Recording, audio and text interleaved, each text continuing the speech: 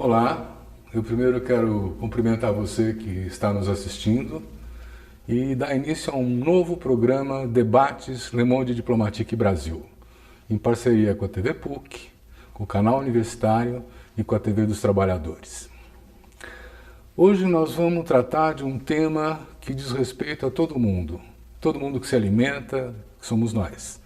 É o problema do agronegócio e a questão da segurança alimentar.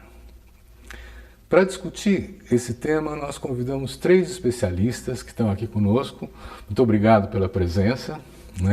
Eu quero apresentar cada um deles para vocês. Vou apresentar primeiro a Maureen Santos. A Maureen Santos é coordenadora de programas e projetos de justiça socioambiental na Fundação Heinrich Böll, Brasil. É também professora de Relações Internacionais da PUC-Rio e pesquisadora da plataforma socioambiental do BRICS Policy Center. Ela tem mestrado em Ciência Política e graduação em Relações Internacionais. Muito obrigado por estar aqui. Obrigada pelo convite. O Alceu Castilho é jornalista formado pela USP, pós-graduando em Geografia Humana, autor do Partido da Terra, um livro que discute como os políticos conquistam o território brasileiro, e é editor e coordenador de Olho nos Ruralistas, um observatório jornalístico sobre o agronegócio no Brasil. E o Carlos Alberto Doria, doutor em Sociologia pela Unicamp, é um especialista em culinária, em alimentação, em gastronomia, com vários livros publicados, e foi também um dos que puxou a iniciativa do banquetaço, na época em que o prefeito Doria queria impor a farinata para as escolas públicas de São Paulo. Muito obrigado também por estar aqui. Obrigado. Eu quero começar dizendo para vocês que um pequeno levantamento mostra que existe uma concentração de terra no Brasil como em poucas partes do mundo existe. Nós temos 45% da área produtiva do Brasil concentrada em propriedades superiores a 1.000 hectares. E as exportações do agronegócio somaram em 2016 76 bilhões de dólares. Isso vem num crescendo. Vamos comparar com um PIB brasileiro de 1,8 trilhão de dólares em 2016. Se bem que seja importante o agronegócio, ele não é tão relevante na composição da produção do PIB. Mas ele tem uma presença muito forte na política, ele tem uma bancada forte no Congresso e ele tem conseguido licenças que são, no mínimo, duvidosas se fazem bem para a nossa saúde ou não. Então eu queria perguntar, para começar, vamos esclarecer isso. Quem ganha com o agronegócio? Quem perde com o agronegócio? Maureen, você pode começar? Posso. Acho que fica muito claro cada vez mais, no Brasil, que quem perde com o agronegócio é a população e a nossa alimentação, Porque cada vez mais, com essa concentração de terra, como você já colocou, e que a gente sabe que nessa concentração de terra se produz, não é alimento, 70% do que se produz de alimento vem da agricultura familiar e camponesa e não do agronegócio. Então, se a gente sabe que essa grande concentração de terra é para produzir commodities para exportação de produtos, então você já sabe que de primeira isso não tem nada a ver com uma questão de debate sobre alimentação. E ao contrário, cada vez mais, para aumentar essa produção, para atingir esses números que você colocou, eles precisam fortalecer uma indústria, que é uma indústria cheia de veneno, que é uma indústria que vem causando cada vez mais conflito ambiental, socioambiental nos territórios, e esses conflitos eles vêm se intensificando com outros tipos de relação, que tem a ver com a questão da concentração do mercado por essas empresas e que agora está chegando também no debate de alimentação saudável, que eu acho que a gente vai poder falar um pouco daqui a pouco, sobre esse tema. Você me diga uma coisa, esse pacote do veneno, essa busca de licença para utilizar agrotóxicos, que é o que parece estão proibidos em vários outros países, como é isso? Esse pacote de veneno é necessário? Ele ajuda quem? Ajuda o agronegócio e prejudica diretamente não só quem se alimenta, portanto, quem ingere esse veneno no fim da cadeia, mas particularmente quem trabalha com os agrotóxicos, que é quem mais morre com os pesticidas, e as pessoas do entorno, inclusive indígenas, escolas, enfim, camponeses que ficam alvo, reféns dessa guerra química. O agrotóxico é bom que se entenda que ele também é um método de expulsão de camponeses, de povos tradicionais e originários, não somente no Brasil, mas em outros países, no Paraguai também é algo muito comum. E o agrotóxico existe, esse modelo existe porque o agronegócio se move por monoculturas e se move contra a biodiversidade. Então chega a ser paradoxal que um recurso para combater pragas, no fundo, faça parte de algo que no limite estimula as pragas, né, pela perda embutida da biodiversidade. Como assim estimula as pragas? Eu não entendi. No sentido de que o agronegócio ele é um destruidor de biomas, ele estimula a monocultura e isso leva à perda da diversidade das espécies. É até curioso pensar isso, porque ainda tem muito vegetariano e vegano que não entendeu esse mecanismo que prejudica a fauna, espécies, dizima espécies inteiras, né? Então, sim, do ponto de vista deles, é preciso combater a pecuária, ainda mais a extensiva, mas também tem muita coisa embutida já no modelo de monocultura, que não é só para produzir comida, pode ser algodão, eucalipto no caso do algodão e eucalipto, por exemplo, não é para para alimentar as pessoas, como eles dizem. Se o preço mais alto fosse do eucalipto, eles plantariam só eucalipto, é isso, essa é a lógica do agronegócio. Carlos Alberto, vamos entrar um pouco na culinária, quer dizer, o agronegócio, de alguma maneira, né, ele está gerando sementes padronizadas que não se reproduzem e está, de alguma maneira, também substituindo, né, sementes nativas, originárias, que fazem parte da cultura alimentar do brasileiro. Você sente essa modificação? O que está acontecendo na alimentação? Silvio, eu vim aqui com a camiseta do banquetaço e não de culinarista. Na verdade, o banquetaço é um movimento, né, um juntamento de militância que surgiu em torno da questão da farinata, mas se mantém extremamente mobilizado e atuando no fronte político, né, em aliança muito estreita, inclusive com o Observatório do Agronegócio, de olho dos ruralistas. E nós estamos sentindo o seguinte, que o que se aproxima, o que se torna claro, melhor dizendo, é um confronto entre projetos civilizacionais, entendeu? Eu acho que de um lado você tem a Revolução Verde, né, que veio incorporando essas tecnologias e produziu esse monstro que aí está, que hoje, né, envenena o mundo, né, não é só o Brasil. E de outro lado, a necessidade de se construir um outro caminho, né, pautado, digamos, pela agroecologia, né. Esse novo caminho se expressa através da tentativa de desenho de uma política nacional de redução de agrotóxicos, né? Então nós temos um enfrentamento político entre uma política nacional de redução de agrotóxicos e o pacote do veneno, né? Eu acho que as condições políticas em que esse embate se dá é que são preocupantes, né? Eu acho que, não sei se você chegou a ver um vídeo, uma aula do Vladimir Safatli, que diz um golpe militar está em marcha, né? Ele faz uma análise bastante interessante, mas o importante, que eu acho que para o nosso debate, é o seguinte, é que você teve, a partir de 2013, né, a partir do impeachment, do golpe do impeachment, você teve praticamente uma destruição daquelas mediações políticas tradicionais né, consagradas na Constituição de 88. Então você tem uma relação muito direta e muito brutal com os grandes interesses econômicos, né?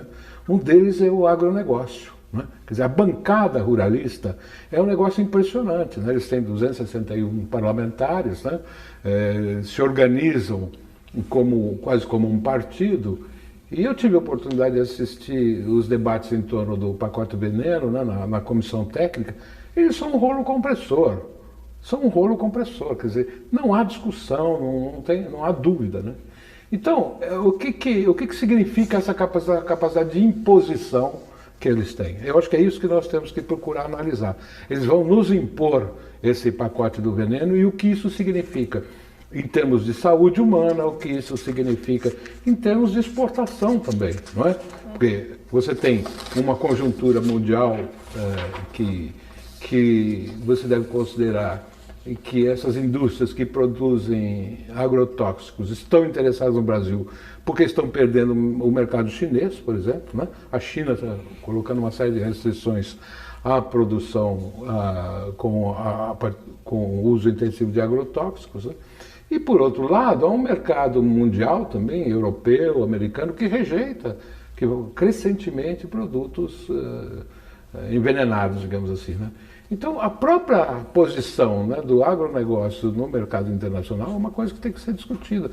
Às vezes eu acho que eles estão dando um tiro no pé, entendeu? Que eles poderão ser rejeitados nos mercados europeus crescentemente, né? E que isso também tem a ver com a nossa estratégia de combate, né? Quem sabe o nosso público aliado não sejam os consumidores europeus. Quem sabe nós não temos que propagar essa barbaridade que se faz no Brasil, tendo em vista uma retração do mercado de consumo de produtos brasileiros, né?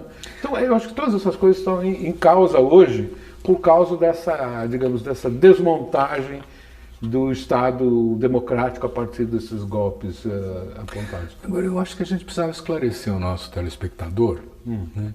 Quando a gente fala da produção do agronegócio, do que nós estamos falando?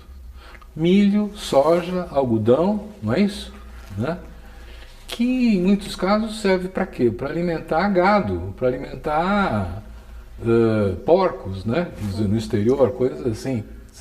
É em torno dessa discussão que nós estamos nos debatendo, porque se o agronegócio envenena, assim, as plantações, mas essas plantações não são de consumo humano, são de consumo animal, como fica isso? Mas eu acho que você tem uma...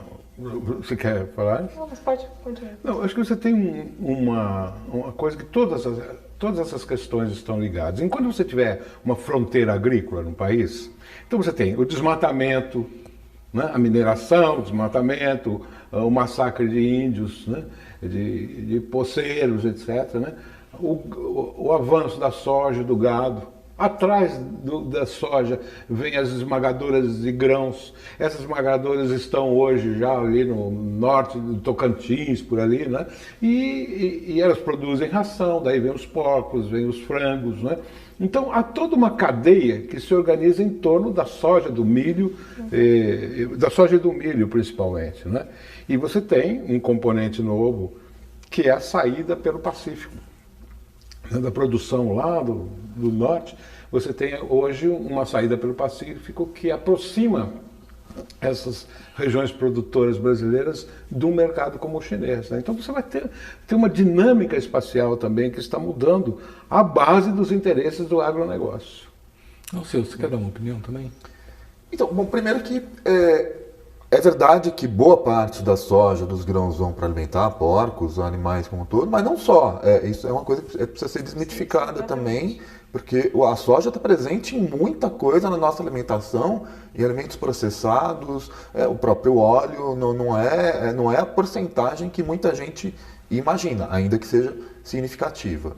Agora, ele está certo na observação dele, até porque esse é um modelo voraz, ele falou em fronteiras agrícolas, né? É um modelo que prevê a expansão territorial. Isso está em seu âmago, até para se conseguir mais renda da própria terra, né? Fora a renda obtida com os produtos. E isso, portanto, prevê o avanço em território, em terras públicas, né? E nessas terras tem alguém, ou em terras públicas ou em terras de povos tradicionais, por isso essa expansão. O agronegócio, ele, portanto, tem essa característica expansionista por definição. E é por isso que só mexer na ponta do consumo, como muita gente pretende, pode ser um sinal de muito boa vontade desses consumidores, dessas pessoas. Mas, eventualmente, não vai fazer tanta cosquinha ou diferença, porque tem a outra ponta, né, que atende também pelo nome de capital. Exatamente. Norim.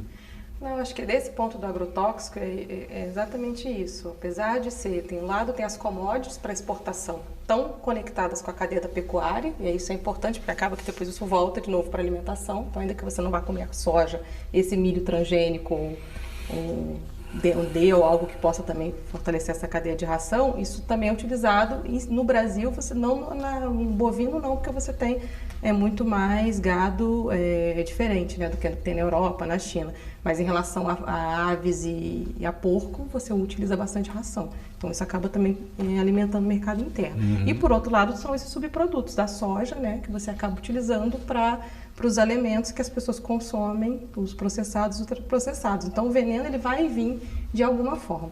Em relação à produção da agricultura familiar, nem toda é agroecológica, mas obviamente um alimento convencional, e também por conta do espaço da produção, que é bem menor do que o latifúndio, né? Tudo que o Alceu já falou em relação ao monocultivo. Você tem também a utilização, mas ela é infinitamente menor do que você está falando algo de expansão. Então, essa relação do veneno, ele perpassa, sim, esse debate da alimentação, mesmo que a gente desconecte, né, da commodity, da exportação e tal. Agora, esse último ponto do que é a fronteira e como que o agronegócio ele se organiza como mercado, como cadeia, isso é um ponto bem que a gente tenta focar no Atlas, né, do agronegócio, essa ideia da concentração. Acho que o eixo central daí, que é bastante preocupante e que tem a ver com o debate de consumo, é que ela acaba sendo um modelo, né, extremamente contraditório e que está caminhando para o modelo também mais de consumo consciente. Então, todo esse debate de orgânico que a gente está vendo agora, o acesso que os supermercados estão dando para isso, nas prateleiras, acabam que as mesmas empresas que estão no agronegócio e fazendo esse tipo de agricultura, elas também estão entrando para a área da alimentação saudável. Né? Então, é um debate de gourmetização também. Nós vamos tratar uma segunda também. parte do nosso programa, essa parte mais propositiva, mais de equilíbrio ambiental, tudo mais. Mas eu ainda queria ficar um pouco mais no agronegócio, perguntando para vocês o seguinte: o que acontece com os territórios onde o agronegócio opera? O agronegócio gera emprego, o agronegócio beneficia os municípios onde ele atua, como é que é? Eu acho que o agronegócio é o modelo de exploração econômica no campo, né? Se nós pensarmos, né, o início da Revolução Verde, a sua afirmação nos anos 50, tem 70 anos aí, né, que ele cria uma cultura de relação com a natureza no meio rural. Isso é fundamental. Ele desenvolve, digamos assim, um modelo em que o carinha que vende adubos, que vende ração, né, na casa do agricultor, lá na cidadezinha, é um agente do agronegócio, é um agente da indústria dos agrotóxicos, tá certo? Quer dizer, então isso está capilarizado. Eu gosto de ver, quer dizer, qual é o espaço que isso ocupa, né? Se você pega, por exemplo, o último censo agropecuário, você tem que 58% dos estabelecimentos agrícolas, eles não usam nenhum tipo de adubação. E que 64% não usa nenhum tipo de agrotóxico. Nós estamos falando de 5 milhões de estabelecimentos. Não estou falando de áreas, não estou falando de estabelecimento, porque cada um tem um sujeito que decide sobre o uso daquela terra, né? Então, existe, digamos assim, um espaço em disputa, não é? Em termos de tecnificação, etc., que pode adotar um modelo igual esse hoje vigente, como pode direcionar-se para o modelo agroecológico, tá certo? Eu acho que, do ponto de vista do impacto no território, nós temos isso, né? Nós temos um momento de inflexão, né? Que vai depender exatamente da propaganda, né? Vai depender da nossa capacidade de educar as pessoas para um outro modelo menos nocivo, não é? Você tem, em termos de, foram falados aí os 3 grandes consumidores de agrotóxico, né? Você tem a soja, existem 235 mil estabelecimentos rurais que cultivam a soja. O milho, 1 milhão de estabelecimentos rurais. E a cana, 170 mil estabelecimentos rurais, né? Então o milho parece que é o grande negócio, né? Inclusive porque ele ocupa médios estabelecimentos e pequenos também, né? E não é à toa que o milho transgênico, né, é um produto que disputa mercado com outras formas de milho, não é? É a expansão, exatamente a expansão desse modelo cultural do agronegócio em cima das pequenas propriedades que não usam adubação, não usam agrotóxico, né? Então nós temos que pensar como é que essa cadeia toda se articula envolvendo o pequeno produtor, envolvendo os pequenos municípios, envolvendo, enfim, todo mundo que produz, não é? Eu acho que essa é a questão. Todo mundo que produz tem que repensar, tem que ser envolvida num esforço cultural de se repensar o modelo de produção agrícola. Eu vou fazer uma questão para vocês, então. Como você bem disse, quer dizer, existem milhões de estabelecimentos agrícolas, pequenas, em geral a pequena agricultura familiar, e esses estabelecimentos maiores, que são aqueles do agronegócio, eles não chegam a 1% do número de estabelecimentos, né? E, no entanto, quer dizer, aparentemente o estrago que eles fazem na natureza é uma coisa extraordinária. Eu, por exemplo, estive alguns anos atrás no Pantanal, e ao lado do grande bioma do Pantanal, ali mesmo, né, você tem extensivas plantações de soja, né, que são pulverizadas com aviõezinhos, né, o agrotóxico. Aí quando chove, esse veneno escorre para os pequenos riozinhos que vão formar o Pantanal, que é justamente onde existe a desova dos peixes que sobem para se reproduzir nesses vizinhos. E eles são mortos pelo veneno na água, né? Quer dizer, a partir dessa experiência, a partir de outras informações, eu estou entendendo que o agronegócio, na verdade, são plataformas de exploração predatória do território em que eles operam. Porque eles não estão pretendendo compensar, corrigir ou qualquer coisa. Tem o desmatamento das próprias beiras dos rios, das nascentes dos rios, tem o agrotóxico. E como são empresas de capital intensivo, precisa de muito dinheiro, tem muita tecnologia. E eu pergunto, absorve mão de obra local? Quer dizer, que benefício a cidadezinha aonde está, ou o pequeno agricultor que não faz parte, tem da existência do agronegócio naquele lugar? Posso dar um exemplo rapidinho? Eu estive em Corumbá, agora, interior do Mato Grosso do Sul, é o segundo município do estado, segunda cidade do estado, né, em população. E em Corumbá quase não tem emprego, em Corumbá, em Dourados, quase não tem emprego para a população. Quem gera emprego, um pouco de emprego ali é a JBS, é o frigorífico. E todo o agronegócio em torno, e se trata de um dos grandes centros regionais do agronegócio, o agronegócio em si não gera emprego. São pouquíssimos empregos gerados pelo agronegócio e a curva tem diminuído, como indicaram os primeiros dados do novo censo agropecuário. Então, de fato, ele é um modelo voraz que não está nem aí para o meio ambiente, a não ser nos discursos de sustentabilidade, tudo isso para inglês ver. E enquanto isso ele vai expulsando os camponeses, os povos indígenas, em meio a um êxodo rural movido também à violência, historicamente também movido à violência, porque boa parte dessas terras, inclusive, era pública.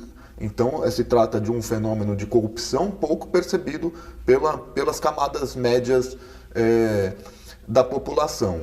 Só observar que caracteriza um camponês, há uma longa discussão na academia sobre isso, mas um camponês, no limite, é alguém que pode sobreviver da própria terra. Plantar, criar né, um gado, alguma coisa, galinha, porco, e viver daquilo. A partir do momento que esse modelo capitalista ele avança sobre essas terras tradicionais, essa pessoa vai fazer o quê? Se ela não tem terra, ela só pode vender a força de trabalho. Se esse modelo não gera emprego no campo, ele tem que ir para onde? Tem que ir para a cidade. E quem disse que a cidade gera emprego para essas mesmas pessoas? Acho que qualquer pessoa que tiver possibilidade de ver de perto um monocultivo, você percebe claramente as grandes máquinas e são pouquíssimos funcionários. Na hora do eucalipto, por exemplo, se anda hectares, às vezes tem 2 funcionários, porque é tudo mecanizado, né? Então, e já tem estudos que provam exatamente isso, que o que eles tiram de emprego das pessoas que estão na terra para poder expandir, né, seja através da grilagem ou mesmo porque compraram a terra pública, etc., eles tiram muito mais emprego do que eles geram com a instalação dessas empresas. Agora, com a grande fronteira agrícola nacional, a nova, né, que é a região do Mato Piba, que junta 4 estados do Maranhão, Tocantins, Bahia e Piauí, isso está muito claro, né, em relação ao acirramento de conflitos e também a perda de empregos da agricultura familiar por conta dessa ocupação do agronegócio. E nós temos aqui uma contradição, né? Quer dizer, em tese, o governo precisaria regular e controlar todas as atividades econômicas, inclusive essa, né, olhando para o bem-estar da população. No entanto, quer dizer, nós temos uma bancada parlamentar que você mencionou, o número muito expressivo, quer dizer, inscritos lá tem 213, mas tem mais que não tem a atividade principal no agronegócio, mas também está envolvido aí, né? Olha, dá quase metade nessa Câmara dos Deputados, de 513 parlamentares, né? Eles têm uma força muito grande, eles operam politicamente, né? E estão conseguindo resultados impressionantes, porque, veja, as renúncias fiscais aumentaram 8,3% para esse agronegócio no governo Temer, né?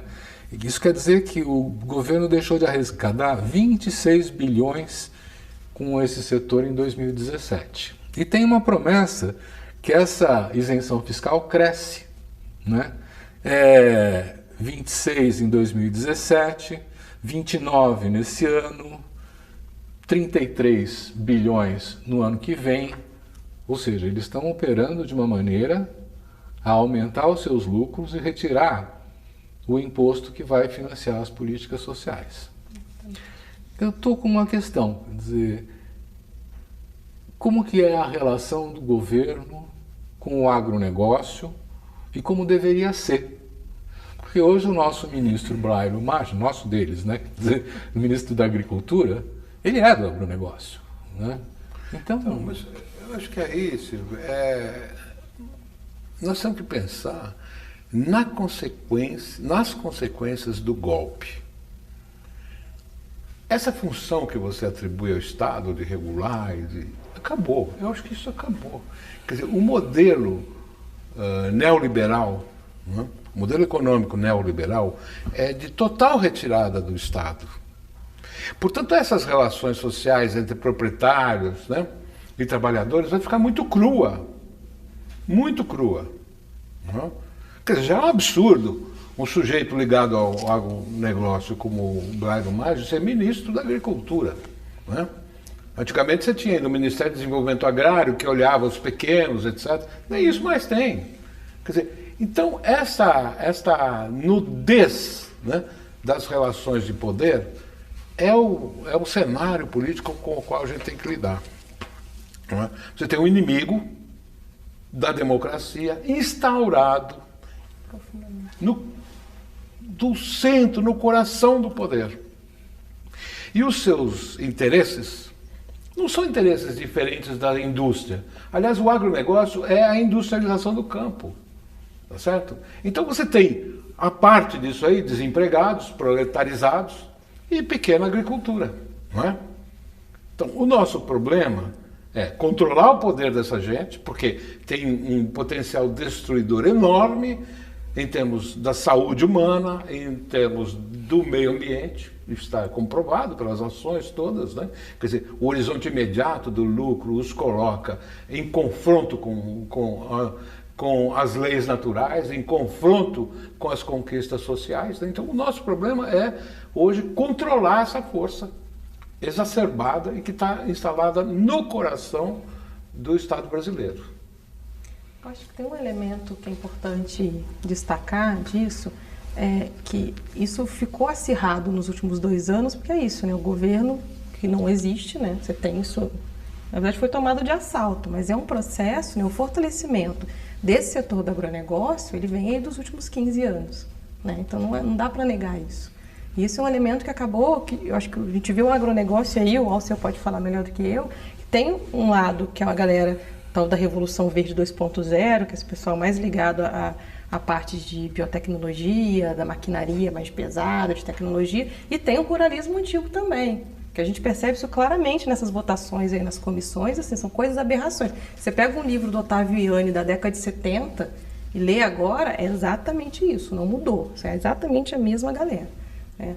E por outro lado, tem aí um desmonte da legislação que também se intensificou nos últimos anos de forma brutal, era quase 3 por semana, né? A gente ficava doido para saber qual que era o PL que ia acompanhar, mas que o Código Florestal de 2012, né, ele abriu uma porteira absurda aí para esse processo. Né? Então, é um setor que ele realmente ele tem um poder gigantesco no Estado brasileiro, que é aliado ao setor financeiro. Não dá para a gente tirar o setor financeiro, porque ele tem essas pernas aí, e as multinacionais transnacionais.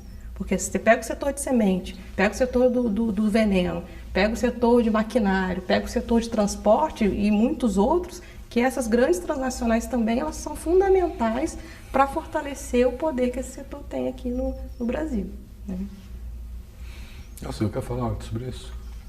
Queria só adiantar para você que, por exemplo, essa discussão de como controlar as grandes multinacionais, ela está, inclusive, no meio liberal sendo debatida, porque nem mesmo a doutrina liberal está aceitando, né, o controle sobre os governos dos grandes conglomerados. Como é que você vê essa solução?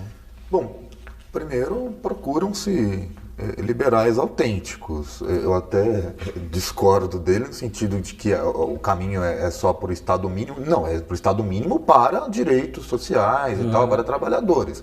Para, como você bem descreveu em relação a esse financiamento indireto, perdão de dívidas e tal, isso tudo mostra que existe uma migração, né, do dinheiro do Estado diretamente para esses bacanas. E em relação a esse perfil, essa convivência do suposto moderno com o atrasado, é preciso também desmistificar isso no sentido de que eles convivem muito bem. Então, gente com aparência moderna está lá expulsando o camponês aqui no Paraguai, na Bolívia, ou na África, do mesmo jeito, ou praticando trabalho escravo. O sistema financeiro está lá em Corumbá, donos do Bradesco, do Itaú, da Cosan, então, seja no Pantanal, seja no Cone Sul do Mato Grosso do Sul, que é um dos maiores conflitos indígenas do mundo, estão lá com propriedades, inclusive, em terras públicas. Então, é tudo muito amalgamado no sentido de uma predação que não aparece na telinha da TV. O telespectador internauta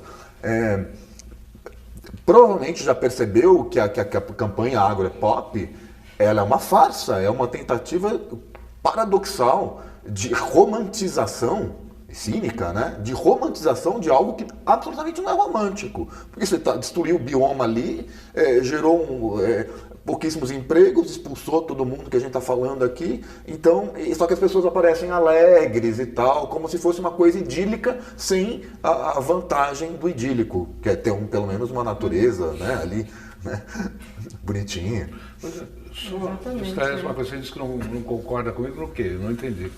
De que o rumo é apenas para o Estado mínimo. É um Estado mínimo com golpe e tudo, aliás, é um ponto importante também, porque o golpe acirrou esse movimento para o agronegócio, com certeza. Metade dos votos para derrubar Dilma saiu da Frente Parlamentar da Agropecuária, que foi também quem segurou o Temer depois, em agosto e outubro do ano passado. Não, só tomar cuidado que o Estado, eles querem um Estado mínimo em relação a direitos, mas em nenhum momento a gente está falando de liberalismo aqui. Eles querem capturar o Estado para continuar financiando. Eu acho que o projeto neoliberal é do Bolsonaro. Esse vai implantar o Estado mínimo. Com o BNDES do lado. Com a Frente Parlamentar Agropecuária também. Eles não vão deixar. Não vão deixar porque eu ficar sem banco no Brasil. Não, a doutrina neoliberal, ela prega o Estado mínimo no plano da regulação. Exatamente. Do uso da lei, da aplicação da defesa dos direitos. Mas prevê um Estado provedor para esses grandes grupos econômicos, redirecionando todo o dinheiro público para financiar e aumentar a lucratividade dos negócios. É isso, não é? Eu acho que esse ponto que o Alceu coloca, que na verdade, para além da questão das isenções e das cessões de terra e tal, tem todo o debate de multa que não se paga, né? Se a gente fosse contabilizar toda a utilização de água, que também não é, ou de energia, né? Então coloca na ponta do lápis. O ITR. Né? Exatamente, em relação aos impostos, tudo que eles recebem de subsídio, os conflitos ambientais, toda a questão do desmatamento de emissões de gás de efeito estufa, onde tem competitividade aí, né? Então, mas aí nós temos que falar da conivência da justiça. Exatamente, são da outros conivência setores. Do governo, não é? Quer dizer, e das próprias organizações dentro do governo. Um controle de uma elite que opera a partir do Estado também. Exatamente. Bom, mas vamos mudar um pouco de assunto e tentar ver o lado promissor, vamos dizer assim. Porque o brasileiro continua se alimentando. Sim. De onde vem a comida do brasileiro? Ela vem essencialmente, o que chega à mesa, vem essencialmente da pequena agricultura. Não é? Existe um número mágico aqui, 70%, 75% do que chega à mesa vem da pequena agricultura. Eu acho que a questão do modelo agrícola é o seguinte. Você tem hoje, o mundo todo, gira em torno de 35 espécies vegetais, mais ou menos. Né? Num universo de 3.000 espécies comestíveis. E nós temos aqui, né, essa coisa da cana, da soja e do milho, né, sustentando o agronegócio. Então existe um outro universo que é visível ou não, pouco importa para a nossa discussão, mas que se move em outras bases. Não é? Então, quando você olha São Paulo, Cinturão Verde, você vê aí hortas orgânicas, você vê hoje um movimento importante que é das PANCs, né? Plantas alimentícias não convencionais. Né? Você vê, a Faculdade de Medicina tem uma horta enorme de plantas alimentícias não convencionais.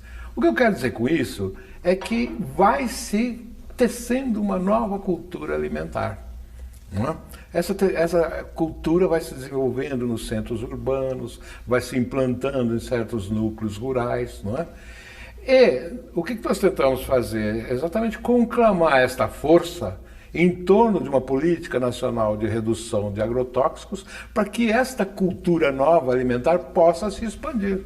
Acho que para nós, do Banquetaço, esse é o dilema do momento. Como é que nós reunimos as forças que temos, isto é, as pessoas politicamente mobilizadas e as pessoas potencialmente mobilizáveis, porque estão convencidas de que é necessário criar um novo modelo alimentar. Né? Como é que nós mobilizamos essas forças, ganhamos mais gente para enfrentar pelo menos essa questão do veneno, que não é a única, vamos dizer, não é a única questão do agronegócio. Né? Quer dizer, aqui já foi apontado uma série de outros, a redução de empregos, a concentração de terras, a destruição de natureza, etc. Né? Então acho que é esse para mim o dilema hoje, né? Entre duas culturas. Né? Então, e tem políticas, né? Só para completar, acho que tem políticas importantíssimas, né? Que são fundamentais, que elas continuam existindo, né? A própria política nacional de Agricultura Orgânica e Agroecologia, o Plano Nacional de Agricultura Orgânica e Agroecologia, a Política de Aquisição de Alimentos, Programa Nacional de Alimentação Escolar e uma série de outras políticas que foram criadas ao longo desses anos e por conta desses últimos 2 anos estão sendo eliminadas mesmo, né? Então, para que a agroecologia efetivamente seja um modelo que possa disputar e ter mais espaço para competir com o agronegócio, tem que fortalecer a política pública. Aí não é só a questão do veneno, mas como você fortalece essa prática. Uma pergunta para você. A agricultura familiar sempre existiu, né? Desde que a sociedade humana foi se organizando em coletivos e tal. Qual é a diferença dessa agricultura familiar para a agroecologia de hoje? Então, a gente tem diferença de nomenclatura, para começar. A própria expressão agricultura familiar é muito recente. E no Ocidente, é praticamente só o Brasil que não usa a palavra camponesa, as palavras camponês, campesinato e similares. No Brasil e Estados Unidos. Então, a discussão sobre a existência de uma classe camponesa, ela é antiga, nessa lógica de você poder sobreviver daquele espaço e tal. Então é um termo recente, imposto pelo Banco Mundial, patrocinado pelo governo Fernando Henrique, e ela, portanto, tem muito pouca diferença em relação à ideia do campesinato, a não ser o fato de que essa ideia favorece a captura pelo agronegócio. Né? Já que você não está reconhecendo como classe, está colocando apenas como acessória, como uma condição acessória, como fornecedores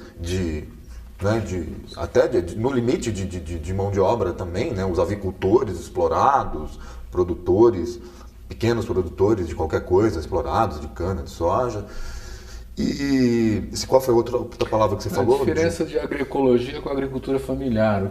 Por que agora estamos adotando essa nova concepção? Então, acho que não tem diferença. Na verdade, você tem. A agroecologia é um modelo em um movimento, né? Na verdade, é um modelo de prática produtiva, mas ele é muito mais ampla que isso, porque ela congrega toda uma visão de sistema, né, que inclui a forma de produzir, a relação com um eixo central, que é a questão da soberania alimentar, né? E você tem, dentro da agroecologia, como forma de produção, como movimento, etc., a agricultura familiar, porque no Brasil, não sei se foi esse o dado do censo, mas a gente aponta aqui no Atlas, 75% de quem produz orgânicos e agroecológicos no Brasil é agricultura familiar e camponesa. Que é isso também, né? A agricultura familiar foi colocada na lei e a partir disso, né, que começaram a se chamar, mas o campesinato, os movimentos sociais, eles se apresentam, nós somos camponeses, né? E a grande parte da agroecologia vem dessa produção camponesa. A agroecologia é uma ciência também. Também é ciência, prática, movimento, né? Esses movimentos, eles estão convivendo, esses dois modelos? Mas eu acho que há uma confusão aí que ela procurou esclarecer. Quer dizer, a agroecologia é um modelo de relacionamento com a terra e entre os homens. Exatamente. Tá certo? A agricultura familiar é uma medida que o governo criou de tamanho de propriedades. Entendeu? Então você tem um titular lá até 40 hectares, ou seja, 90 hectares, fiscais, e que serviu de base para um programa chamado PRONAF. Não é? Então o PRONAF é um programa que foi importante, né? Tem vários estudos sobre ele, inclusive do Ricardo Abramovay e tal, várias coisas dele. Então, o PRONAF estava baseado num módulo, digamos assim, rural, que é a agricultura familiar. Agora, a agroecologia é exatamente esse modelo, uma concepção de relação com a natureza e entre os homens, que procura ganhar, sobretudo, o pequeno agricultor ou agricultura familiar, ou camponês, como ele diz, entendeu? Mas respondendo, convivem sim muito bem. No último encontro da Articulação Nacional de Agroecologia em Belo Horizonte, estavam lá como estão nos demais encontros, o Movimento Sem Terra, os povos indígenas, os quilombolas e os fóruns de agroecologia se tornaram também fóruns para a discussão dos diversos temas agrários pelo Brasil. Inclusive são membros, né, dessa Articulação Nacional de Agroecologia, todos os movimentos da Via Campesina, algumas federações de trabalhadores pequenos agricultores, né? E fora as populações tradicionais também. Uhum. É um movimento que se multiplica pelo Brasil, jornada para cá, para lá, municipais, estaduais. Você sente um push disso? Tem um crescimento constatável, não só nesses grandes encontros nacionais da articulação de agroecologia e da Associação de Agroecologia, mas na jornada de agroecologia, que é uma das mais antigas, feita no Paraná, em diálogo com o MST, e cada vez mais em pequenos municípios, inclusive. Primeiro, segundo, terceiro encontro do município tal. Se você me permite só um adendo a isso, quer dizer, a agroecologia, sendo isso que nós procuramos caracterizar aqui, ela não é incompatível com o agronegócio. Tem um exemplo que é muito interessante, em Sertãozinho, que é uma fazenda agroecológica que produz o açúcar nativo, né?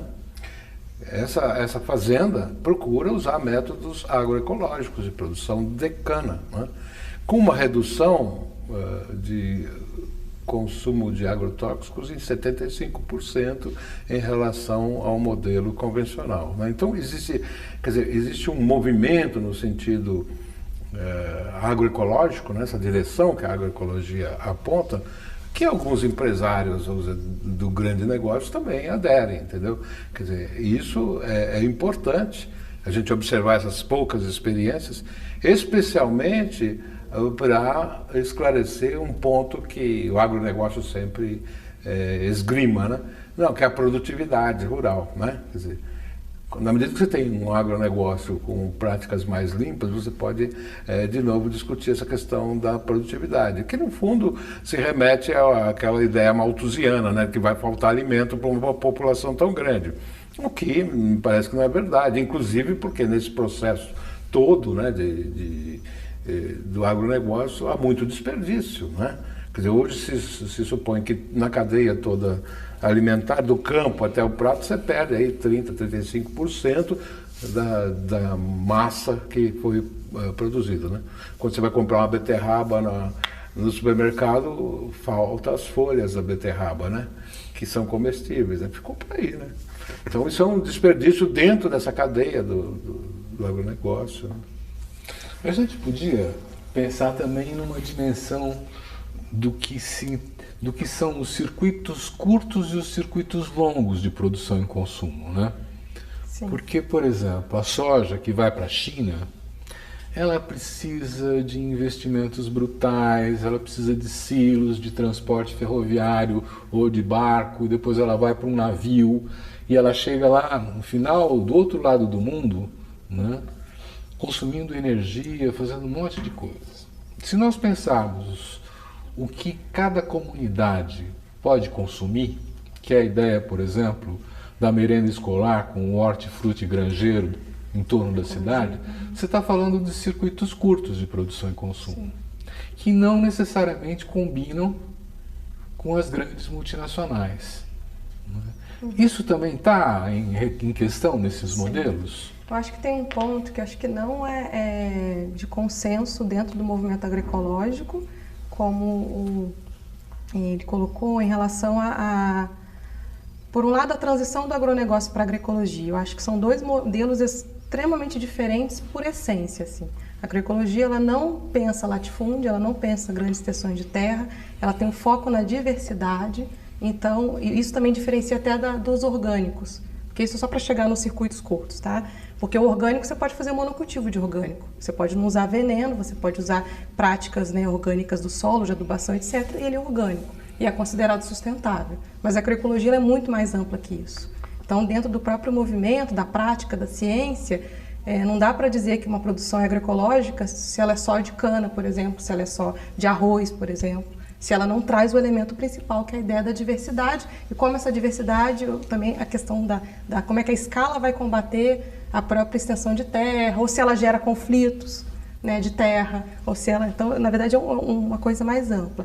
E essa questão dos circuitos curtos, ela está dentro também do debate agroecológico, que é exatamente por isso. Se você está pensando algo que é focado na cultura alimentar daquela região, daquele bioma, descoberta de novas espécies, de novos cultivares, como você utiliza isso para a merenda escolar, para a política pública, né, no entorno, pensando a questão campo e cidade de uma forma muito conectada, aí os circuitos curtos são fundamentais, porque você vai gastar menos transporte, você estava favorecendo a própria segurança alimentar e soberania alimentar local, né? Então, esse é um processo aí muito interessante que, em relação ao agronegócio, não se consegue, né? E isso se contrapõe um ao outro? O circuito curto e o circuito longo? Ou seja, como é que é? Você está... Não, a hipótese é correta, que o circuito longo está mais ligado a esse modelo, ligado ao capital internacional, e o circuito curto à agroecologia, ao universo camponês e a uma vida mais saudável. Então, quando se fala nos tais 70% de comida que vão para a nossa mesa e que vem do universo camponês, da agricultura familiar, na verdade é uma tentativa de arredondar coisas díspares. O fato é que o alimento mais processado ele tende a vir, né, e de circuito mais longo, tende a vir do agronegócio, mesmo que seja algo frequente na nossa mesa, né, e os hortifrutis, por exemplo, né, vão vir exatamente dos pequenos, e esses hortifrutis, quando não estiverem empesteados, eles vão exatamente constituir uma alimentação mais saudável. Então é por aí. Só queria ressaltar a questão da diversidade, biodiversidade alimentar, a agrobiodiversidade, porque ela também é importante nesse processo. Ela só vai ter um apelo lá para o agronegócio nos pequenos nichos de mercado que gourmetizarem, né, esses alimentos. Mas, de um modo geral, existe uma perda dessa diversidade.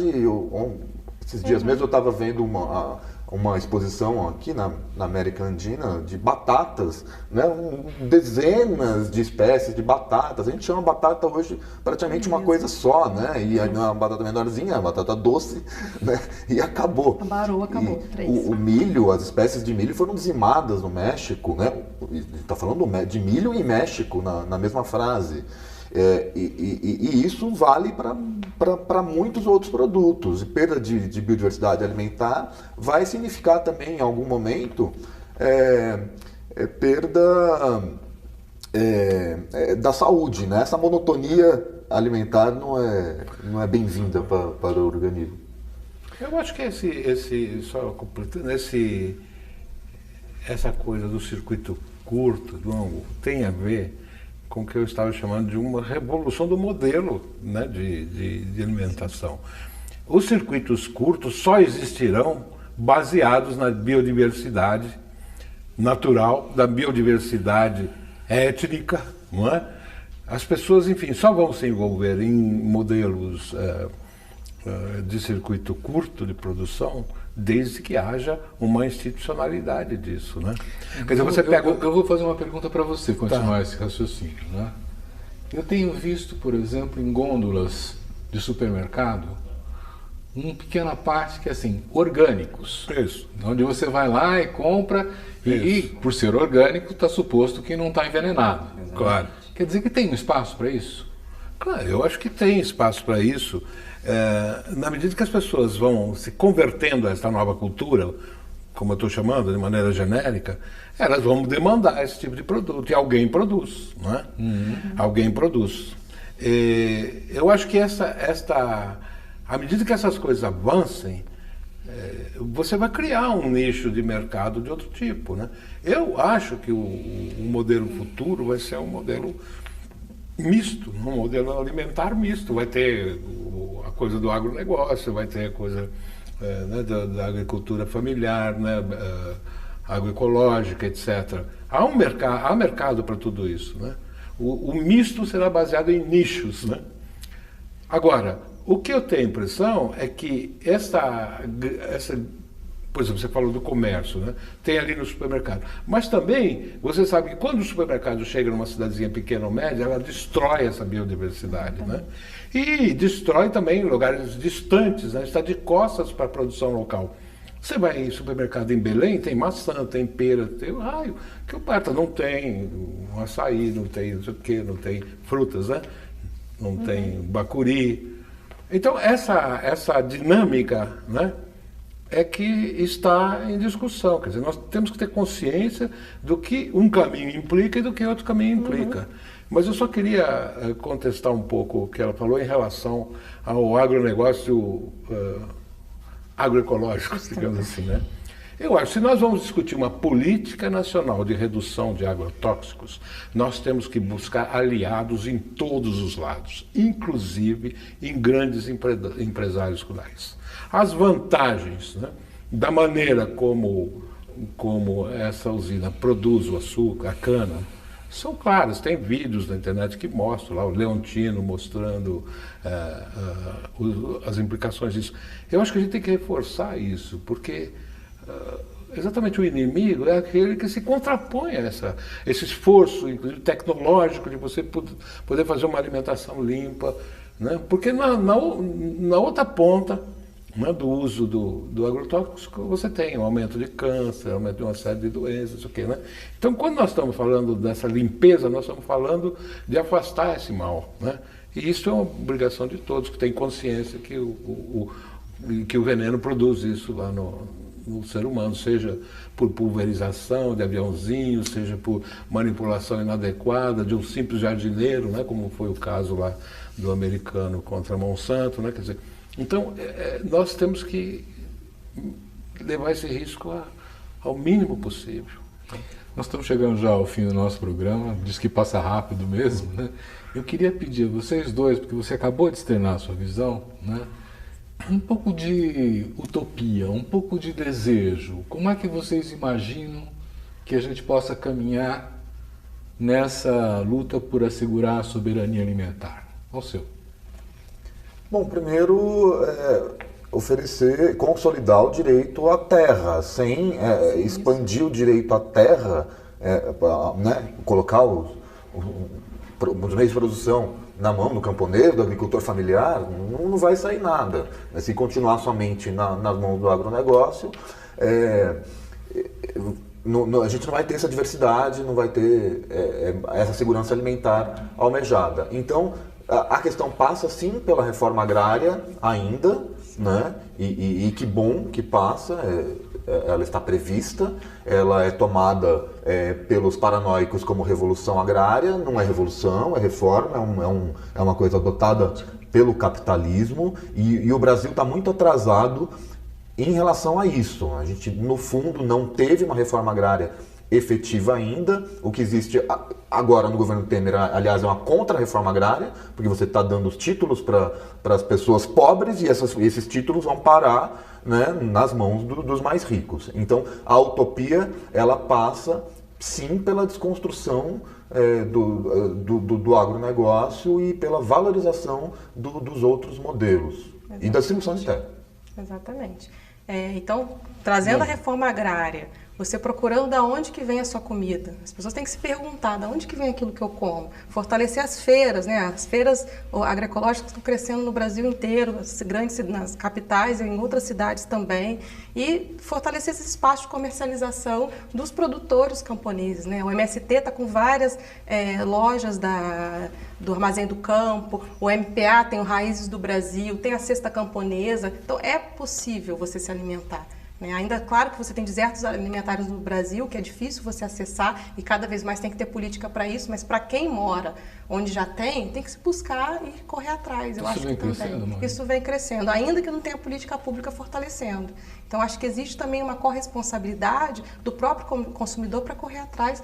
Claro, a gente está falando de um recorte de classe, que a classe média é branca, etc. Tá? Isso é muito importante colocar esse recorte, e por isso que a política pública também é fundamental para acabar com os desertos alimentares e democratizar a alimentação de qualidade. Carlos Alberto, 1 minuto para você concluir o seu pensamento. Não, você falou em utopia. Isso.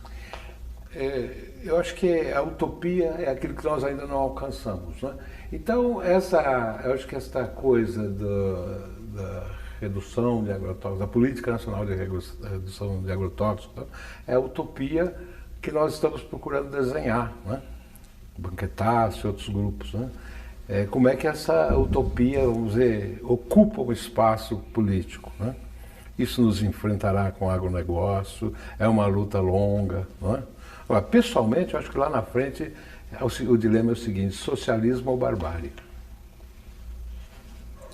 Socialismo ou barbárie? Eu entendo que, por exemplo, nós estamos chegando num momento em que o domínio dos grupos financeiros sobre os governos, inclusive, estão impondo todo esse pacote de medidas de ajuste que significa baixar o salário mínimo, precarizar as relações de trabalho, gerar desemprego, não é?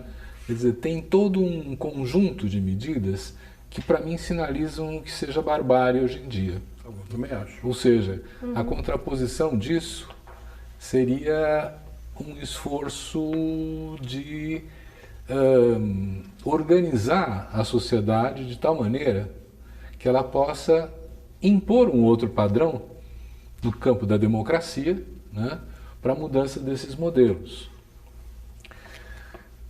No momento atual, a gente não tem esse nível de organização da agricultura familiar, da agricultura orgânica, capaz, né, de impor políticas, mas nós temos a evidência de que ele vai crescendo nos interstícios, ele vai crescendo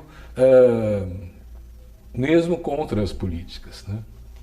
Bom, O nome disso é esperança. o nome disso é esperança. Vamos terminar esse programa com a esperança. Eu agradeço muito a participação de vocês, foi muito importante.